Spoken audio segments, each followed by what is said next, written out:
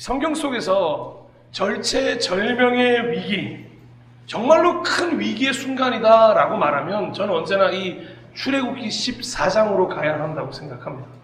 바로 이 장면이 진짜 위기 중에 위기를 말하는 가장 중요한 순간이 아닐까 생각합니다.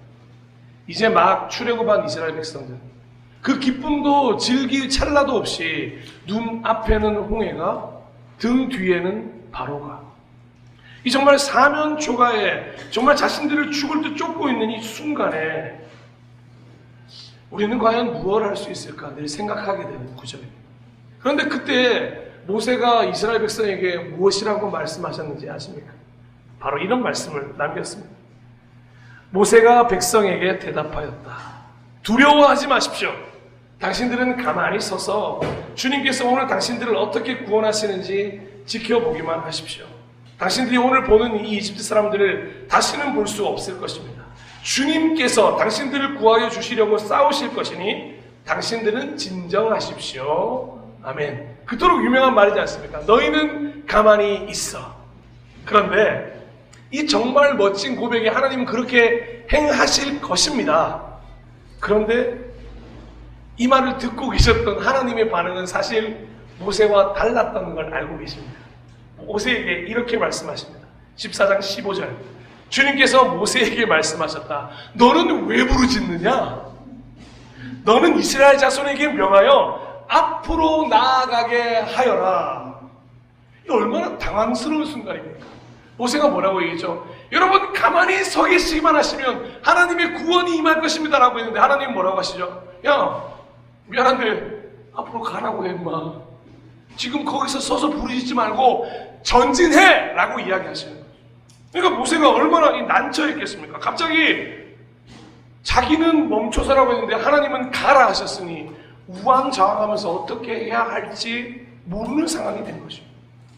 그래서 하나님이 어떻게 하셨냐면 모세에게 솔선수범을 보여라. 자, 네가 먼저 움직여라 라고 하면서 주셨던 말씀이 바로 이 14장 16절의 말씀인데 특별히 제가 공동번역을 좀 준비했습니다.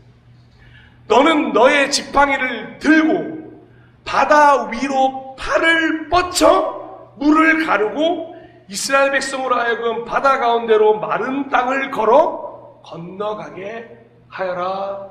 아멘.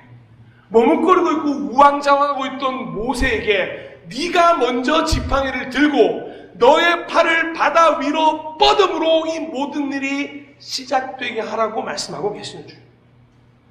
여러분 우리가 잘 알다시피 하나님은 말씀 한마디로도 물을 가르칠 수 있는 분이십니다.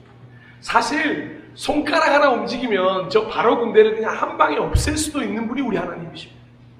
아주 쉬운 방법을 알고 계시는 분이세요. 특별히 모세가 10가지 재앙을 경험하고 지금 출애굽을 한 상황 아니겠습니까? 그러면 하나님이 얼마나 놀라운 일을 행하실 분인지는 모세가 가장 잘 알고 있는 사람일 것입니다. 그런데 그래서 가만히 서서 구원하심을 보자고 했던 모세에게 하나님은 오히려 반대로 완전히 다른 시나리오를 보여주고 계신다. 아니야. 내가 할 거지만 네가 할 거야. 그래 나 하나님 여호와 내가 할 거지만 너와 함께 할 거야 라고 말하면서 이런 말씀을 하셨다는 거죠. 모든 이스라엘 백성들을 대표하여 모범으로 네가 먼저 지팡이를 들고 바다 위로 팔을 뻗치라는 것이었어요. 그래서 바다가 갈라지게 만들라는 것이었어요. 이 말을 모세가 들었을 때 어땠을까요? 여러분이 지금 홍해 앞에 서 있는 모세라고 생각하고 하나님이 이런 말씀을 주셨다면 여러분 어떻게 하시겠습니까? 우리 홍세기님은 말씀하시겠죠. 바다 위로 팔을 뻗쳐라 라고 하시겠지 모르겠지만 저는 믿음이 없어가지고 제가요? 아 하나님 저 모세인데요? 전 하나님이 아닌데. 아니 하나님이 하실 일이잖아요. 아니 제가 할 일이 있고 하나님이 할 일이 있는데 아니 저는 그런 능력이 없잖아요 하나님. 아니 모세가 누구보다 잘하지 않겠습니까? 자기가 바다를 가는 능력이 없습니다. 그건 하나님만이 가지신 능력입니다. 그런데 하나님이 말도 안 되는 명령을 내리고 계신다는 거죠. 자, 그래서일까요? 이 말씀이 떨어지고 나서 모세가 팔을 펴기까지 꽤 많은 친절한 구절들이 등장합니다. 제가 한번 들려드릴게요. 그리고 이 하나님이 어떻게 하셨냐면 왜 이런 방법을 선택하셨는지 친히 이스라엘 진 앞을 인도하는 하나님의 천사가 진 뒤로 옮겨가게 하십니다. 곧이어 구름 기둥도 뒤로 옮기십니다. 그리고 이집트 진과 이스라엘 진 사이를 가로막게 서게 하셨어요. 자, 지금 모세에게 명령하신 후에 모세가 우왕좌왕 가만히 있으니까 그래, 그럼 내가 일단 모든 준비를 해줄게 하고 이렇게 움직이고 계시는 거예요.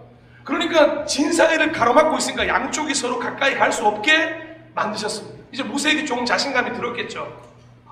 이제 해야 하나? 그것만은 얼마나 놀라운 광경이었겠습니까? 자, 그렇게 양쪽 진이 서로 만날 수 없음을 보고 나서 성경은 어떻게 기록하는지 보십시오. 그제야 모세가 성경을 시키는 대로 행동했다고 기록하는데 출애굽기 14장 21절의 말씀. 모세가 바다 위로 팔을 내밀었다. 자, 16절에 하나님의 명령이 있는데 4절이 지난 21절에서야 겨우 모세가 바다 위로 팔을 내밀어요. 얼마나 두려웠는지, 지팡이를 들고 바다 위로 내밀었는지 그것조차도 기록되어 있지 않을 정도로 일단 팔을 내밀기는 했습니다. 그런데 사랑하는 여러분, 모세가 팔을 내밀자마자 단순히 한 글자지 않습니까? 한 줄이지 않습니까? 모세가 바다 위로 팔을 내밀었다 동시에 주님께서 강한 동풍으로 밤새도록 바닷물을 뒤로 밀어내시면서 바다가 말라 드러나게 되는 놀라운 일이 펼쳐지게 된다는 것입니다. 그러니까 모세가 팔을 뻗친 게 잠시만 뻗친 게 아니라 아마 꽤 긴 시간 동안 팔을 뻗치고 있었겠죠. 훗날에 어떤 전쟁에서 두 손을 들고 있었던 것처럼 자기는 팔을 내밀었던 것밖에 없는데 갑자기 바닷물이 갈라지는 것을 보게 하셨고, 그리고는 이스라엘 백성이 어떻게 합니까? 그 갈라진 물을 건너 홍해를 지나가게 됩니다. 자, 그렇게 마지막 한 사람까지 모두 홍해를 건넜습니다. 그런데 그러는 와중에 이상하게 하나님이 약속하셨던 거 한 가지를 어기신 거예요. 진과 진 사이를 막고 계셨네. 갑자기 그걸 푸셨네? 그리고는 어느 순간 마지막 한 사람이 쫓아왔을 때 벌써 바로의 군대가 어디까지 따라왔냐면 바다 한가운데까지 전부 따라오게 되었다는 거죠. 모세가 얼마나 다급했을까요? 빨리 마지막 한 사람 넘어오세요. 그리고 한 사람 다. 그리고는 지금 시간대가 새벽 한 4시에서 5시로 넘어가는 시기이기 때문에 어둡고 캄캄한 와중이었거든요. 그런데 점점 해가 뜨면서 앞에 있는 이스라엘 백성들이 보이기 시작했어요. 이집트의 신이 어떤 신인지 아십니까?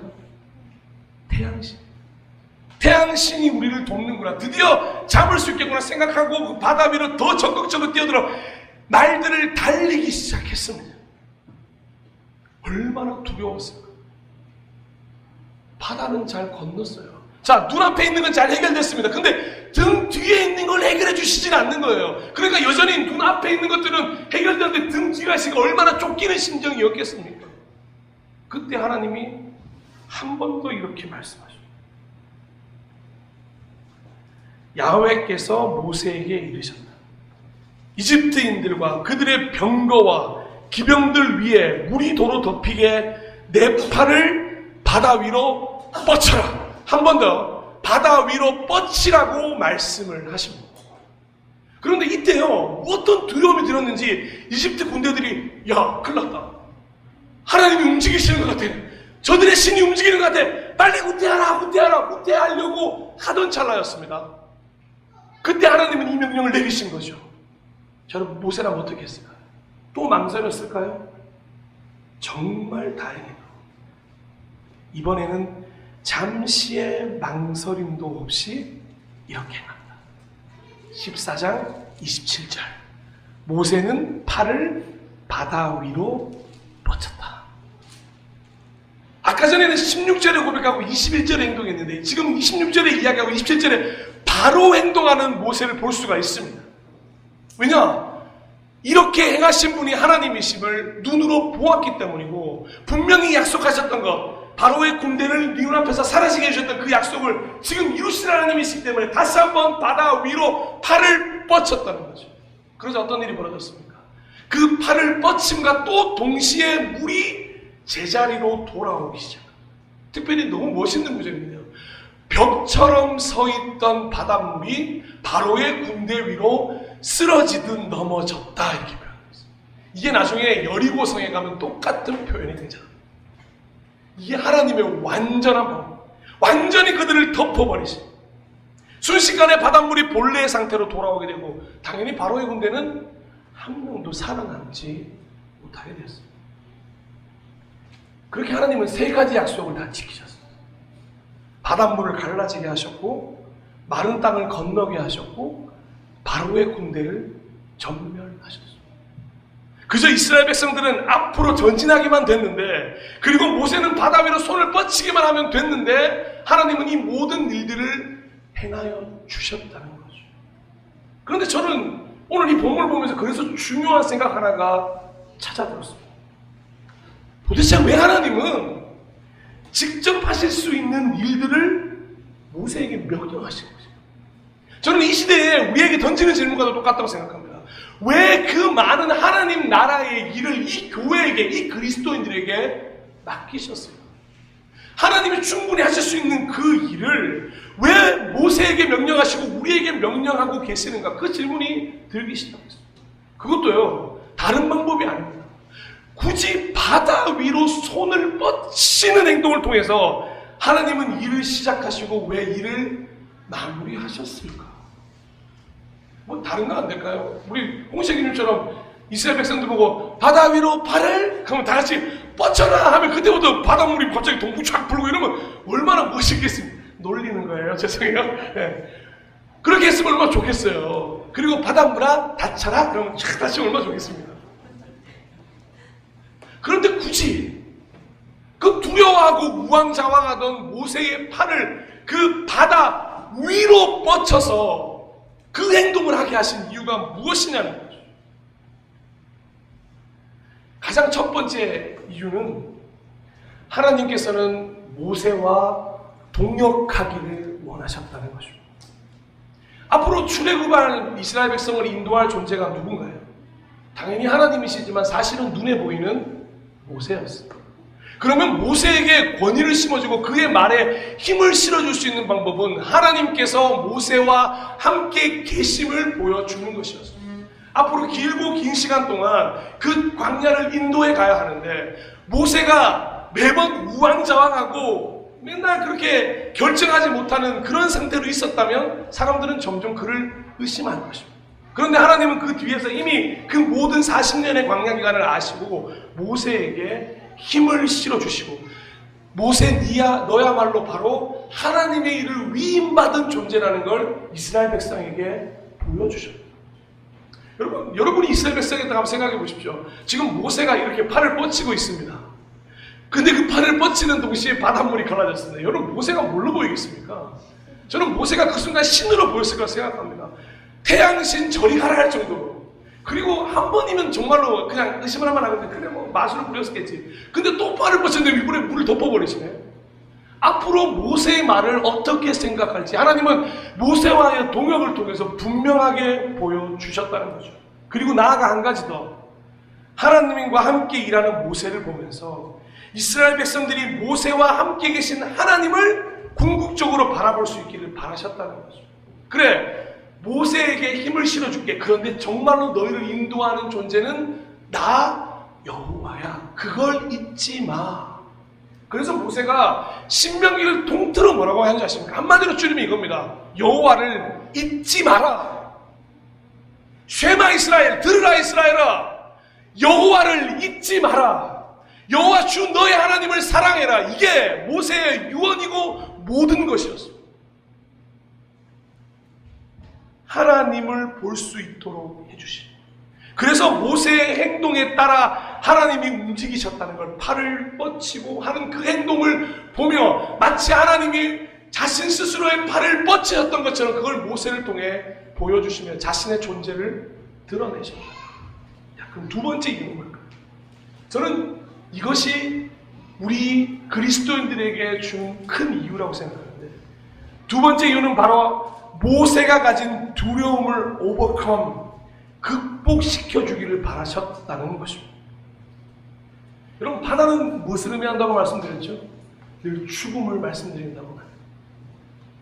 그 죽음과도 맞는 가다를 건널 때 믿음의 손을 들어 그 죽음 위로 손을 뻗칠 때 어떠한 고난과 역경이 찾아온다고 하더라도 그 고난과 역경 위로 손을 뻗칠 때 충분히 해결할 수 있는 일이 된다는 걸 모세의 행동을 통해 이스라엘 백성에게도 우리 모두에게도 보여주고 계신다는 거죠. 얼마나 두려웠겠습니까? 매일이 두려웠을 겁니다. 출애굽한 순간부터 두려웠을 겁니다. 아니, 홍해를 건너고 나서 쫓아오는 바로 군대를 봐도 두려웠을 겁니다. 여기서 위로라는 말은 아주 중요한 포인트를 우리에게 알려주고 있다는 거죠. 죽음, 고난, 역경, 그 위로 행하시는 분이 누구신지를 바라볼 수 있어요. 사랑하는 여러분, 우리가 때로는 가끔 착각하는 게 있습니다. 하나님이 우리 삶을 인도해 간다고 하면서도 너무 많이 잊어버려요. 우리가 우리의 삶의 주인인 줄 알아서 고난과 역경이 찾아오게 되면 이걸 어떻게든 내 힘으로 해결해 보려고 합니다. 언제나 우리는 그 고난과 역경 아래에서 움직이죠. 근데 하나님은 그 아래에서 우리가 있기를 원하지 않으십니다. 그걸 극복하여 그 위로 손을 뻗쳐서 그 일을 진짜로 해결할 분이 누구신지를 바라보기를 원한다는 것이죠. 여러분, 두려움은 아무것도 아닙니다. 그런데 그 두려움이란 녀석에게 의미를 부여하는 순간 하나님은 아무 의미 없이 사라져버리고 믿음은 아무 의미 없이 사라져버린다는 것입니다. 하나님의 사람은, 믿음의 사람은, 그리스도인은 그 어떤 순간에도 위로 행함으로 얼마든지 극복할 수 있는 존재임을 보여준다는 거죠. 저는 그래서요, 이 바울의 말을 절대적으로 신뢰합니다. 빌립보서 4장 13절의 말씀. 나에게 능력을 주시는 분 안에서 나는 모든 것을 할 수 있습니다. 할렐루야. 저는 이 말씀이 너무도 우리에게 필요한 말씀이라고 생각해요. 이거 있잖아요. 어떤 성공을 위해서 주시는 말씀이 아니에요. 두려워 떨고 있고 걱정하고 염려하는 우리에게 아니야. 너는 할 수 없지. 하나님은 할 수 있어. 나는 할 수 없지만 하나님은 하십니다. 라는 고백이 바로 이 고백에서 나오는 거죠. 그러니까 우리는 이 고백을 날마다 가지고 살 수 있어야 해요. 자, 모세는 지금 하나님과 함께 하고 있어요. 그러면 눈앞에 바다도 문제가 아니고 등 뒤에 바로 군대도 문제가 아닙니다, 사실. 아니어야 합니다. 하나님과 함께하고 있는 순간이기 때문에. 눈앞에 있는 홍해가 문제도 아니고 등 뒤에 있는 바로의 문제도 아니고 오직 문제가 뭔지 아십니까? 하나님과 함께 이 국면을 극복하는 믿음이 있는가? 이게 문제인 겁니다. 그 문제에 우리가 집중할 때 그래, 하나님과 함께하면 내가 극복할 수 있어. 팔을 뻗치기만 하면 하나님이 그 사인을 보고 행하실 거야 라는 믿음이 있다면 우리는 이걸 극복할 수가 있다는 거죠. 우리의 결정이 남은 거예요. 한번 시간을 돌이켜서요, 모세가 만약에 저때 아무것도 하지 않았다면 어떻게 하셨을까? 저는 계속해서 시간을 더 지체했을 거라고 생각해요. 모세가 얼마나 그렇게 우왕좌왕하던 인물이었습니까? 그런데 다행히도 모세는 결정했습니다. 사랑하는 예비자 여러분, 저는 여러분에게 이 결정을 요구합니다.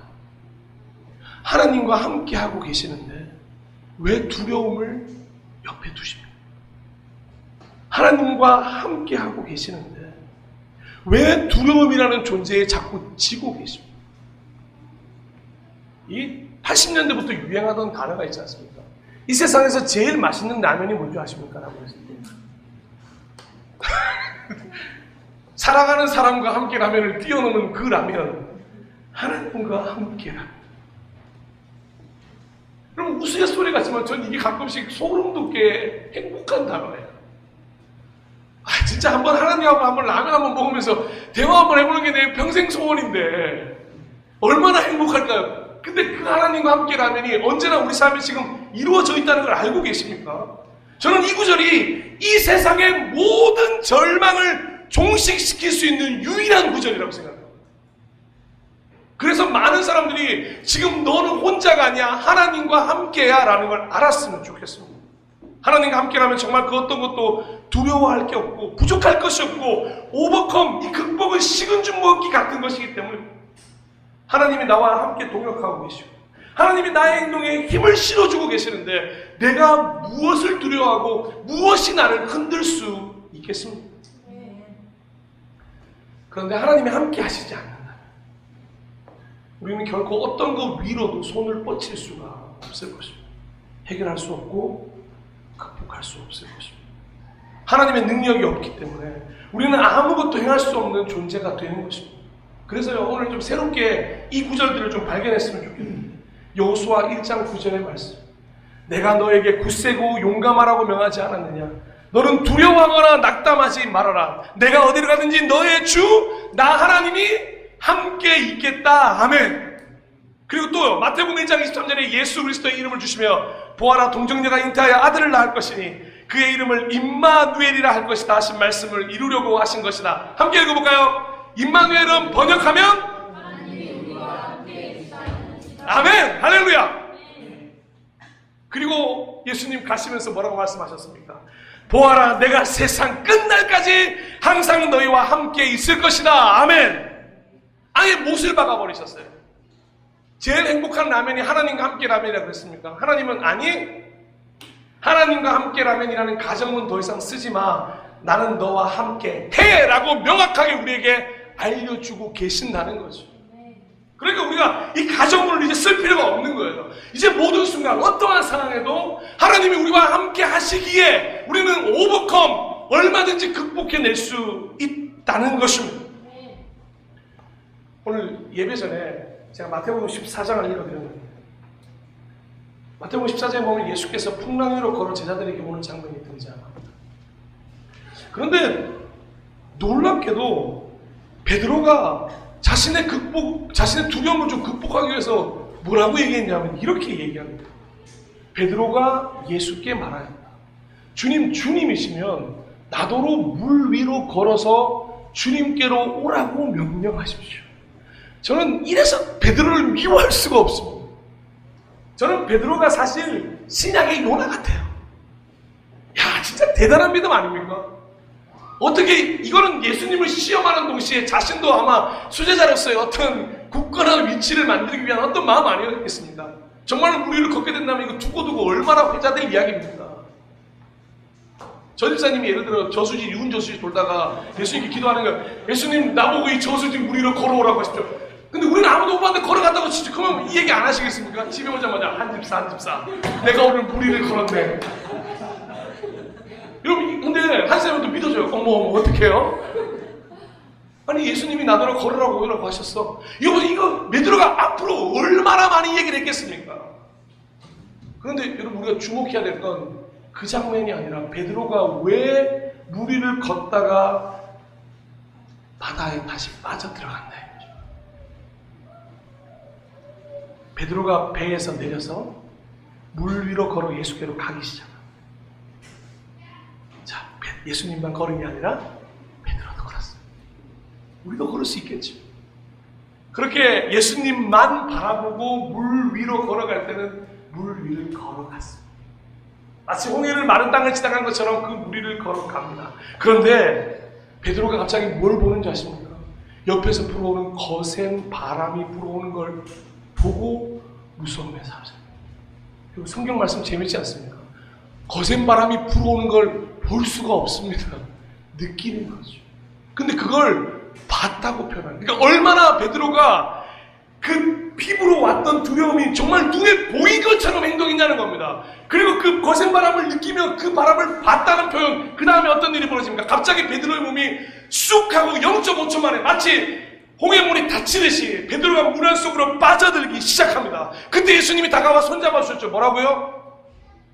믿음이 적은 사람아, 왜 의심하여?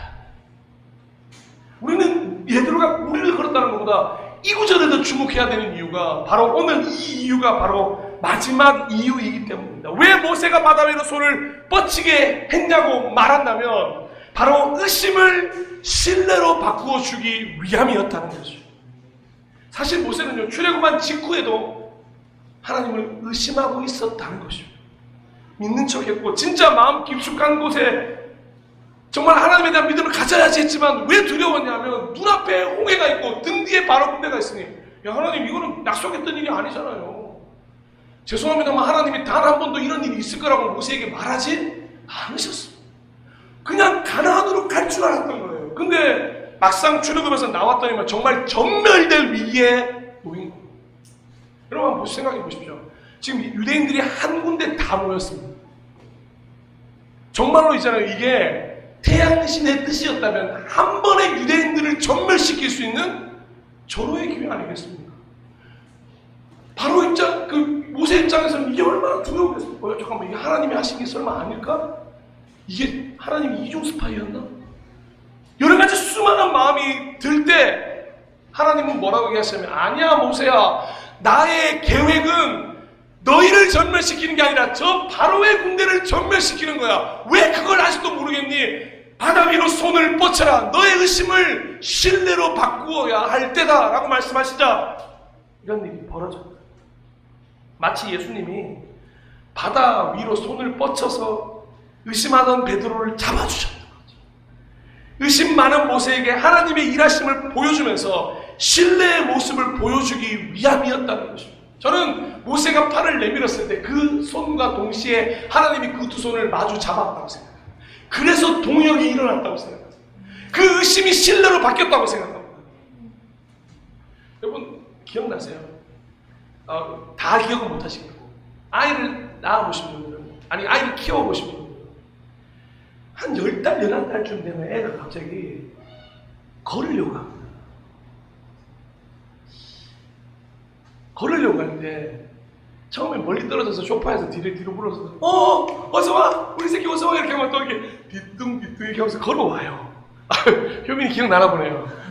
효민이가 기억나면 안 되죠. 참, 이거 저 성우생 기억나십니까 혹시? 효민이 걸을 때. 근데요, 우리가 부모들이 어떻게 하냐면 손을 앞에 이렇게 내밀고 있었어요. 아이가 이 손을 아주 미세하게 잡습니다. 그리고는 자기가 다리에 힘이 생겼음을 알고 한 걸음 한 걸음 걷기 시작해요. 그 부모가 그렇게 손을 잡아줬을 때 나도 걸을 수 있다는 생각이 들어요. 그리고는 그 걸음이 자기가 완전히 있다고 생각하면 그 손을 딱 떼기 시작합니다. 이게 우리가 자전거를 처음 배울 때도 똑같아요. 우리 지원이 자전거 막 배우는데 아빠 뒤에서 잡고 있지 했지만 이미 100m 전에 놨죠. 아빠 잡고 있다! 근데 혼자 가고 있는 거죠. 근데 우리가 잡고 있다는 신뢰가 들 때는 자전거를 열심히 내가 배울 수 있고 탈 수 있는 거예요. 내 부모의 손을 잡고 있을 때는 아이들이 엄청 잘 걸을 수가 있습니다. 우리가 하나님의 손을 붙들고 있을 때는 그렇게 살 수가 있어요. 의심 없이 신뢰함으로. 그런데 그 손을 놓치는 순간 어떤 일이 벌어지지 않습니까? 넘어지고 쓰러지고 우리가 가야 할 길로 가지 못하게 됩니다. 모세가 그런 마음이었을 때 하나님은 그 모든 의심을 신뢰로 바꾸어 주셨던 거죠. 그래서 모세가 출애굽을 하고서 이렇게 고백합니다. 주님, 신들 가운데서 주님과 같은 분이 어디에 있겠습니까?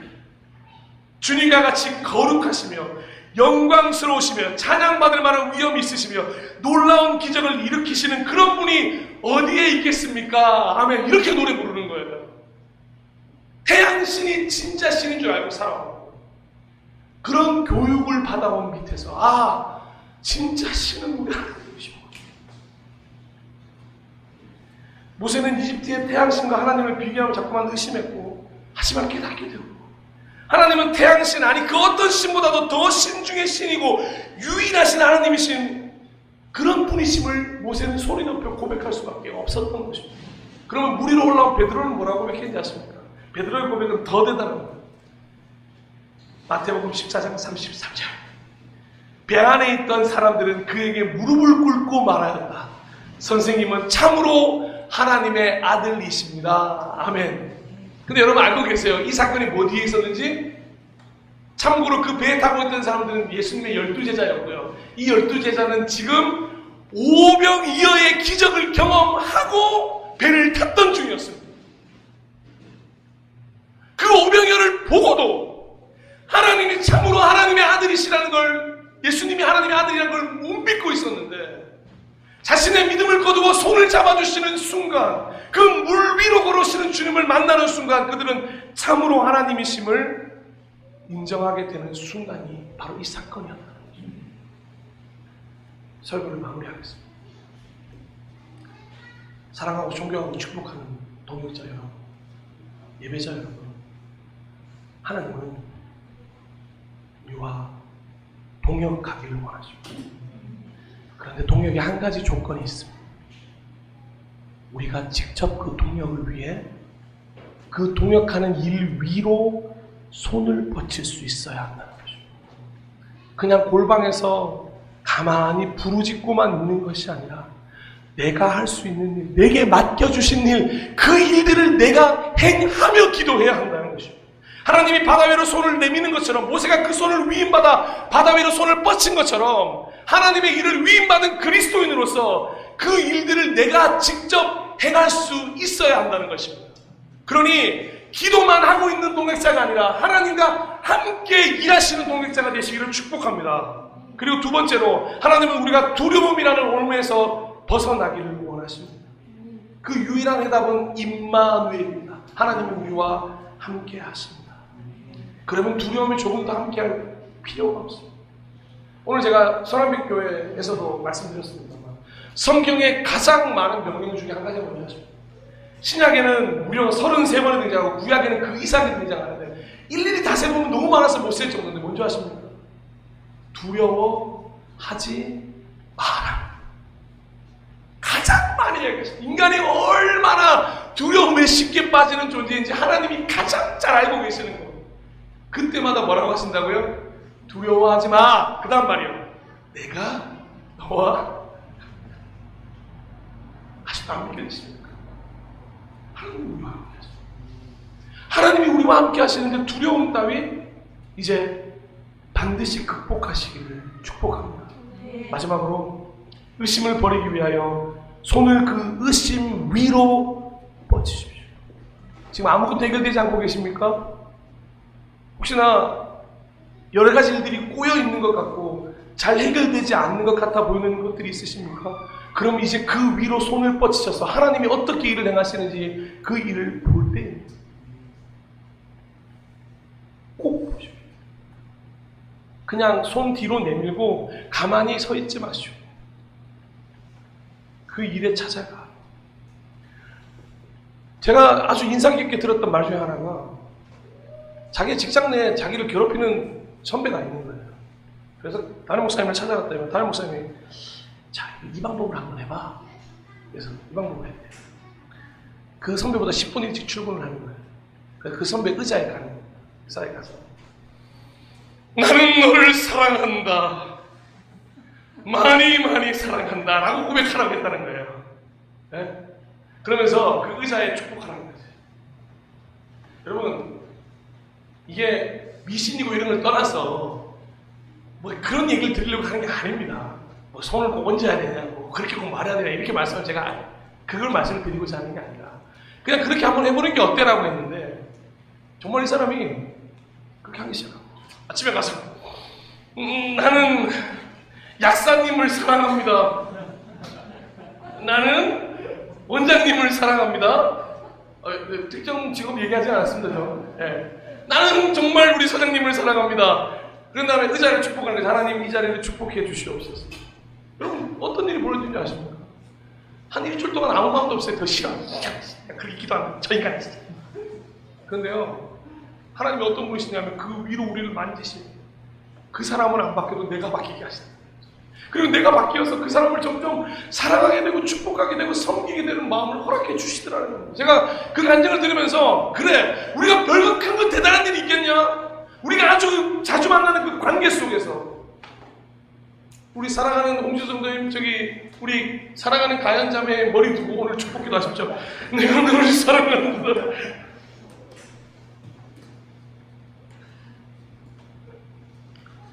의심을 버리기 위해, 여러분, 그 의심으로 손을 뻗칠 때 하나님은 이렇게 말씀하십니다. 조금 더 의심하지 말고 믿고 구해야 합니다. 의심하는 사람은 마치 바람에 밀려서 출렁이는 바다 물결과 같습니다. 이걸 넘어서고 나면 나에게 의심을 품지 않는 사람은 행복하다의 순간까지 가게 되는 줄로 믿습니다. 모세도 처음엔 망설였고요. 우리도 망설일 수 있습니다. 하지만 지금도 역사하시는 하나님에 대한 믿음이 있다고 생각하신다. 그분을 신뢰하신다면 이제 하나님의 음성에 모세처럼 우리도 움직이고 순종할 차례입니다. 바다 위로 손을 뻗치시고 하나님의 동역 위로 손을 뻗치시고 두려움 위로 손을 뻗치시고 의심 위로 손을 뻗치십시오. 그리고 이제 두려움 없이 의심 없이 하나님과의 동역을 완성해 가시는 멋진 예배자 그리스도인이 되시기를 마음 다해 축복합니다. 우리 그런 마음으로 이 시간 하나님께 찬양을 좀 올려드렸으면 좋겠는데요. 우리 아무것도 두려워 말라 함께 찬양과 고백했습니다.